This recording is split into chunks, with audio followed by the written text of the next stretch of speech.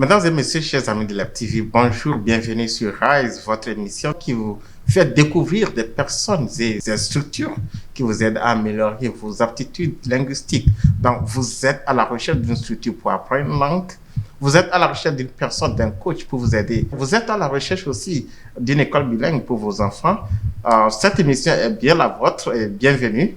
Alors, aujourd'hui, nous sommes avec une ONG qui, depuis des années, pour ne pas dire des décennies, a fait un travail formidable sur le terrain. Qu'est-ce qu'elle fait exactement, cette ONG? Quelles sont ses activités? Quels sont les avantages que vous avez avec elle? Pour en savoir, nous sommes ici avec son premier responsable. Merci de vous présenter rapidement à nos chers téléspectateurs. Et avant maintenant qu'on vraiment aborde le sujet qui intéresse tout le monde. Ok, moi c'est Valentin Zamenou, je suis le président de l'ONG Bénin Vie Éducation et le coordinateur national du BNB, le concours national d'épellation des mots en anglais. Alors, Bénin Vie Éducation, c'est qui? Vous faites quoi? Alors, de quoi il s'agit exactement? Bénin Vie Éducation, c'est une organisation non gouvernementale qui travaille principalement dans le secteur de l'éducation. Et c'est une organisation en fait qui vient régler un certain nombre de problèmes de notre système éducatif et a pour objectif de doter les élèves du secondaire qui sont nos cibles principales des compétences du XXIe siècle. On travaille à l'inclusion des personnes handicapées dans le système éducatif du Bénin. On travaille à la promotion de la lecture, donner le goût de la lecture aux élèves. Donc, on travaille principalement dans l'éducation avec beaucoup d'autres activités dans le secteur de l'éducation. L'un de nos projets phares actuellement, c'est le BNB. Le BNB, entendez par là le Benin National Spelling Bee en anglais, et en français, c'est le concours national d'épellation des mots en anglais. Le concours national d'épellation des mots en anglais, c'est-à-dire cette activité, ce programme se concentre exclusivement sur l'anglais. Vous savez, au Bénin, on est dans un pays où l'apprentissage de l'anglais souffre parce que vous n'êtes pas sans savoir que les élèves au Bénin du secondaire, de la 6e en terminale, ils font de la 6e en terminale. Et à la fin de la terminale, c'est-à-dire pratiquement 7 ans d'apprentissage de l'anglais. Et après ces 7 ans, les élèves n'arrivent pas à s'exprimer en anglais. Et et beaucoup encore même de ces élèves finissent même par détester l'anglais en disant en fait que l'anglais c'est une langue assez difficile. Donc nous avons réfléchi et nous avons trouvé une façon, c'est-à-dire un jeu à travers un concours, de pouvoir faire aimer, non seulement de pouvoir faire aimer l'anglais aux élèves, mais aussi de pouvoir vraiment développer les compétences en anglais des élèves à travers ce concours-là, qui augmente en fait le vocabulaire des élèves en anglais. Alors, de façon concrète, de façon pratique, le concours d'épellation des mots, est-ce que ça se déroule tous les ans? Comment est-ce que ça se passe? Quel est le processus? Comment y participer? Donc, le BNB a lieu chaque année. Je crois qu'aujourd'hui, cette année, nous sommes à notre 7e édition. Et c'est une compétition qui est ouverte à tous les élèves du secondaire, régulièrement inscrits dans un établissement secondaire, que ce soit bilingue, public d'enseignement général comme technique. Parce qu'aujourd'hui, tout le monde a besoin de l'anglais. D'accord. Donc, elle est ouverte aux élèves des classes de 6e, 5e, 4e, seconde, 1er. Les élèves des classes d'examen ne sont pas inclus dans la compétition. Compte tenu ils sont occupés dans la préparation de leurs examens, c'est-à-dire le bac et le BPC, donc on ne peut pas les déranger. Donc, ces classes-là qui peuvent prendre part à la compétition. Maintenant, en plus de ces différentes classes, il y a 2 catégories. Il y a la catégorie junior. La catégorie junior, c'est les élèves de 6e, 5e, 4e. Et la catégorie senior regroupe les élèves de la seconde et des classes de première. D'accord. Ça sont les différentes catégories. Ok.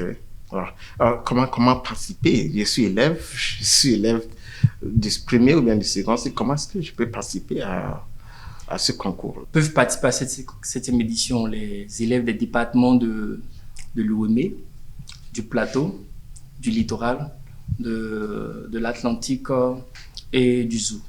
C'est vrai, notre objectif c'est de couvrir, notre vision c'est de parcourir tout le Bénin, offrir cette opportunité d'apprentissage de l'anglais à tous les élèves du Bénin, mais compte tenu d'impératifs et compte tenu de certaines contraintes logistiques, on y va progressivement. Donc cette année, c'est les élèves de ce département-là qui veulent participer. Donc vous n'avez pas de soutien, c'est ce que vous voulez dire? Oui, il faut. Bon, je vais pas mâcher les mots. Oui, le BNB, on l'a commencé en 2016 et depuis 2016, je peux dire que l'organisation n'a reçu jusqu'à présent aucun soutien.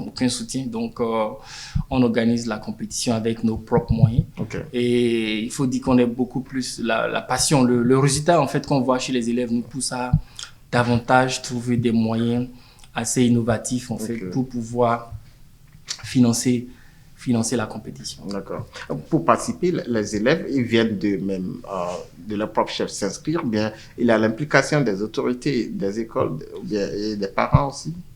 Oui, lorsqu'on lance les inscriptions, lorsque les inscriptions sont lancées, nous rentrons en contact à travers on rentre en contact avec des établissements, les établissements des départements cités. On ne peut pas rentrer en contact avec tous les établissements. On rentre en contact avec certains établissements, certains élèves sont informés. On utilise les canaux de communication, que ce soit à travers les réseaux sociaux, à travers des messages, un peu partout à travers bouche à oreille, pour informer le maximum de personnes.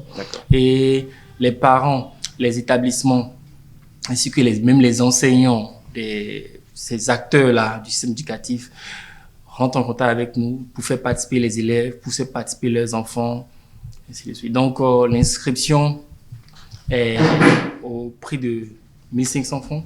Et lorsque l'enfant s'inscrit, il a accès, il a droit au kit de participation qui contient une liste des mots et une thématique qui font l'objet, en fait, de la compétition.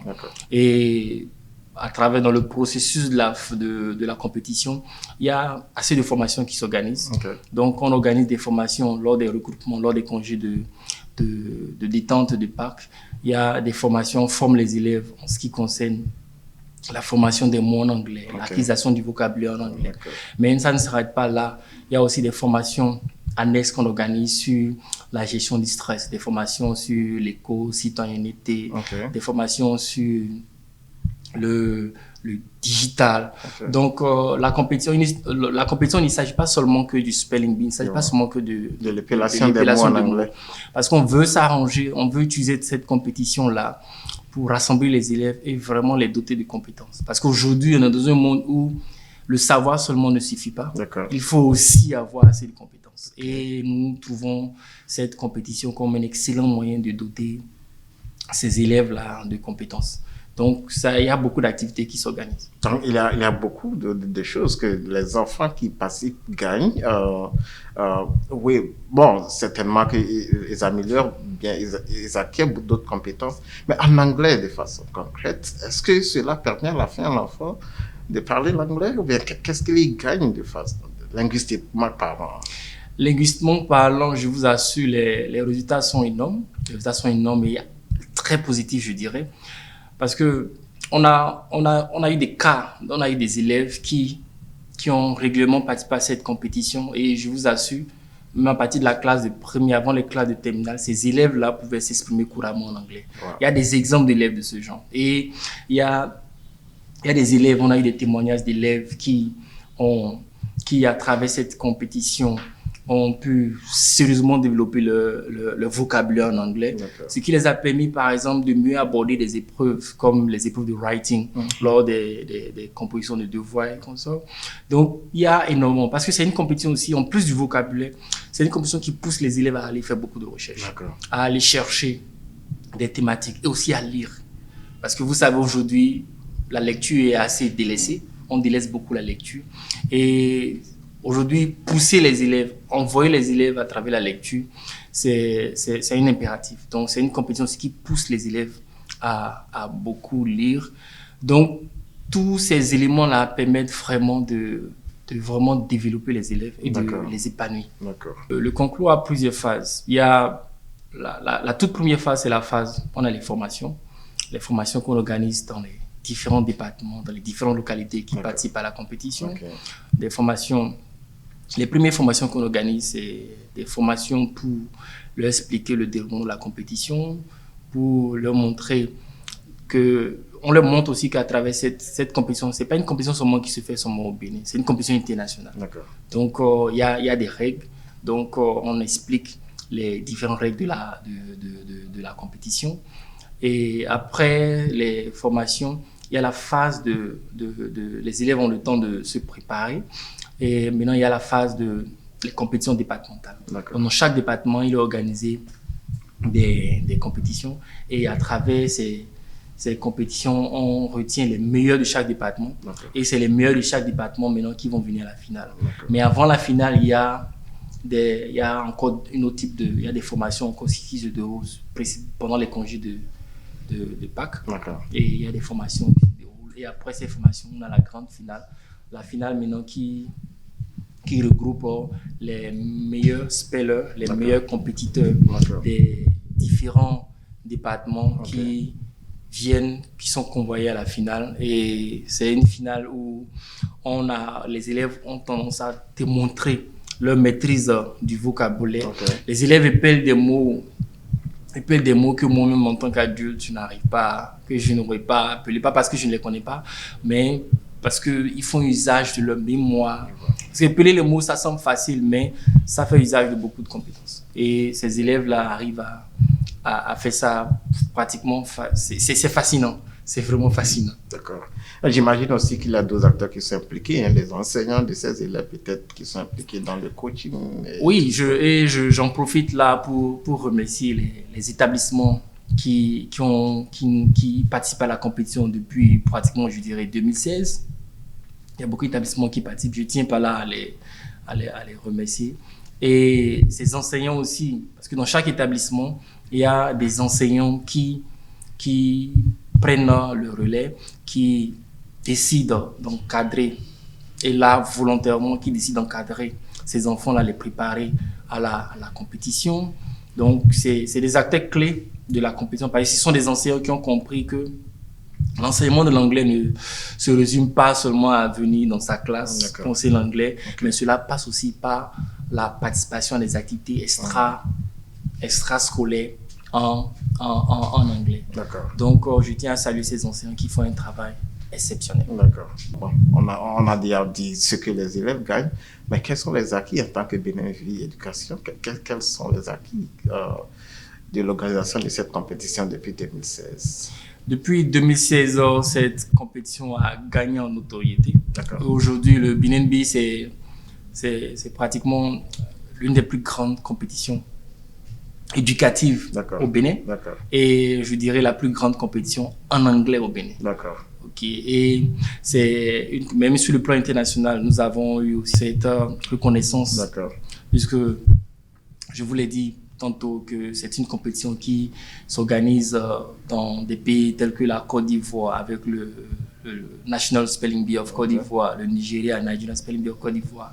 Même, je vous assure, la Chine organise même, les pays comme la Chine, le Qatar. J'imagine aussi qu'il y a une compétition africaine, internationale.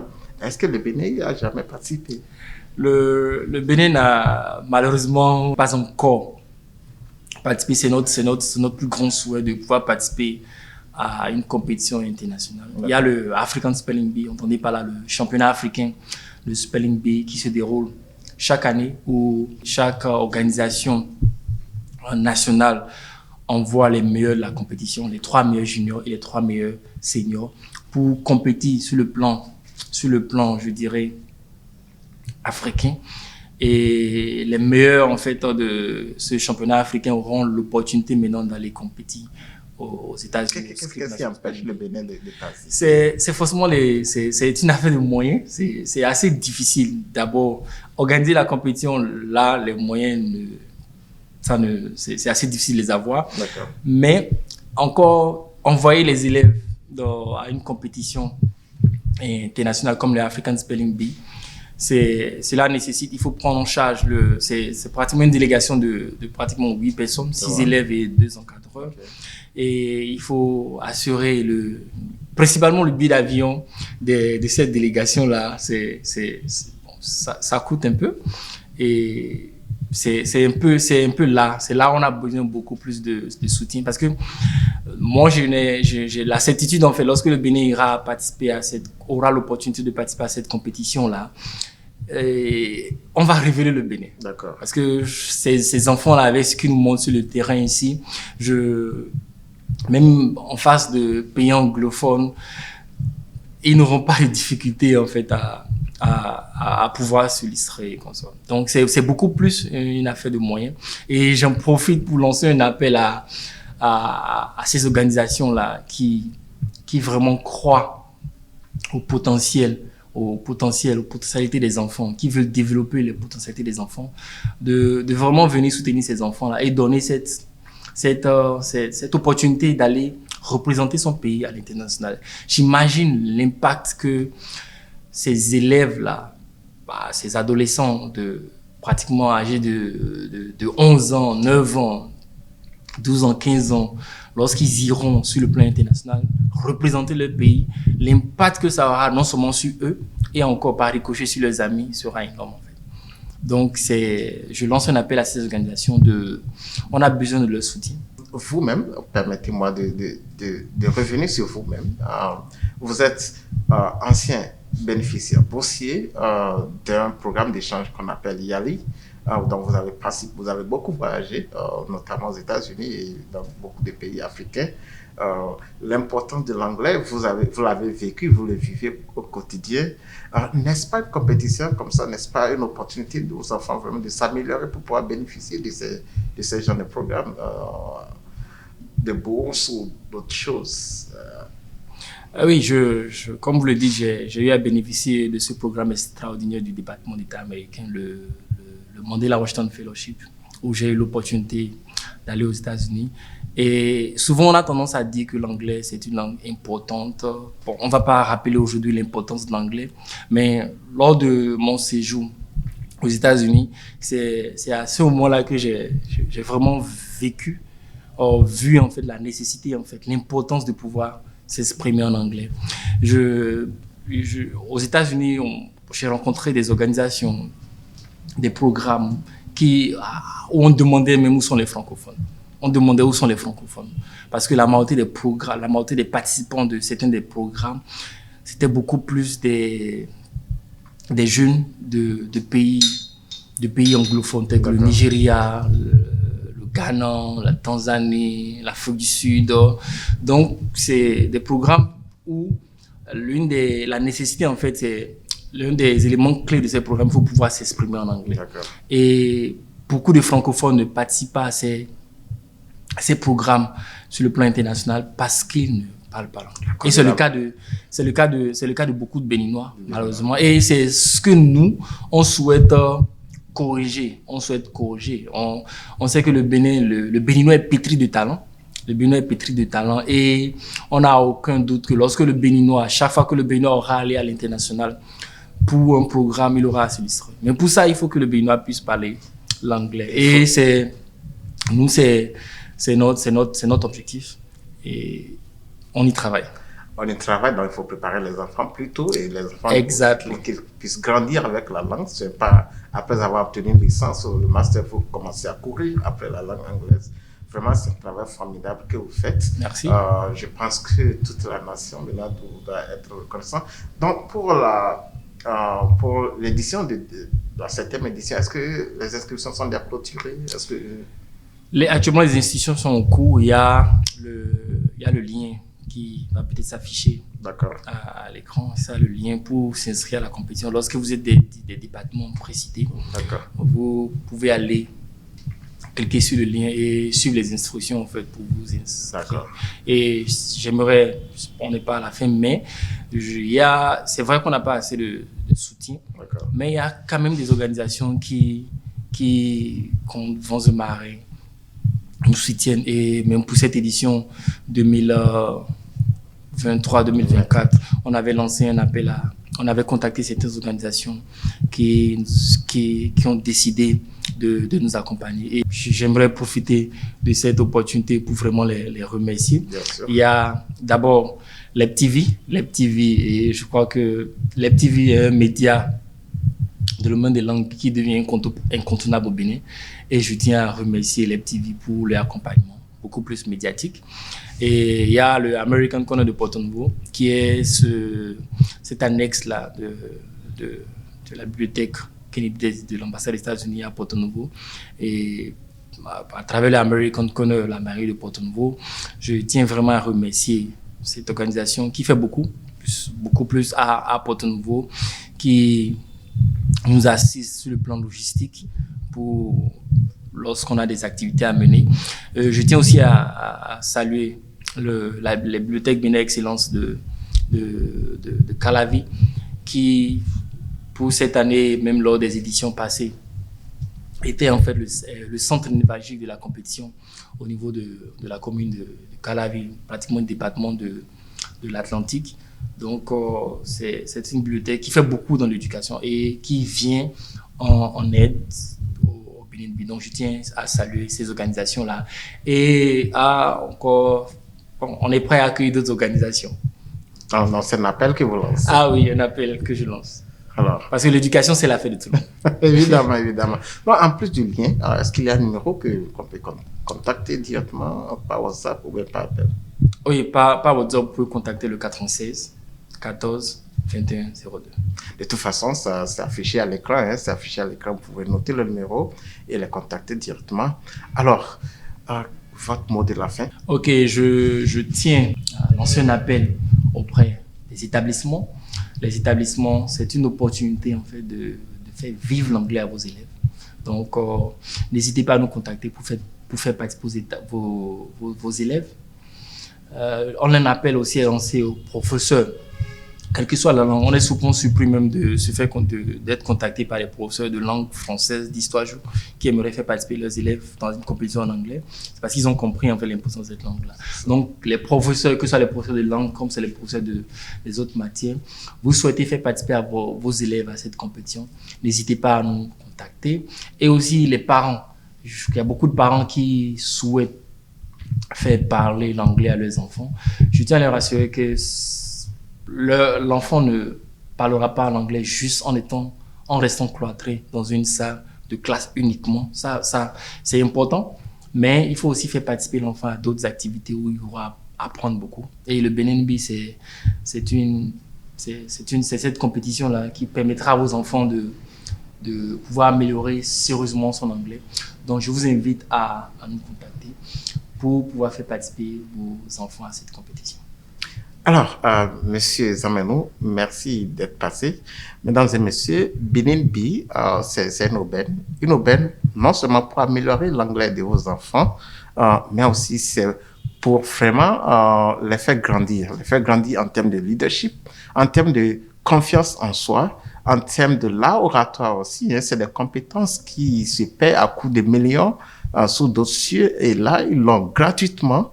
Ils sont entourés de coachs formidables, et donc vraiment, je voudrais inviter les parents, mais aussi les établissements, à faire profiter à ces enfants de cette opportunité.